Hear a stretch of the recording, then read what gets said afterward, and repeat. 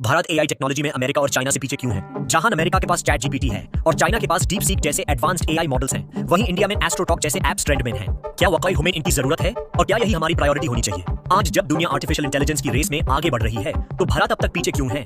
चलिए समझते हैं असली वजह। पहला पॉइंट, आरडी में कम इन्वेस्टमेंट। इंडिया सिर्फ 0.7% जीडीपी रिसर्च डेवलपमेंट में इन्वेस्ट करता है, जबकि यूएसए लगभग 2.8% और चाइना 2.4% तक इन्वेस्ट करते हैं। इस वजह से उनके पास बेटर इनोवेशन, इंफ्रास्ट्रक्चर और स्पीड होती है ग्रो करने की। दूसरा point, brain drain, top talent का बाहर जाना। इंडिया के काफी एआई एक्सपर्ट्स यूएसए या यूरोप शिफ्ट हो जाते हैं बेटर अपॉर्चुनिटीज के लिए। इससे देश में टैलेंट की कमी हो जाती है और इकोसिस्टम वीक पड़ता है। 3, इंफ्रास्ट्रक्चर की कमी। इंडिया में अभी तक high and computing systems, GPU clusters या बड़े डेटा सेंटर्स लिमिटेड हैं। यूएसए और चाइना ऑलरेडी अपना खुद का एआई स्पेसिफिक हार्डवेयर बिल्ड कर रहे हैं।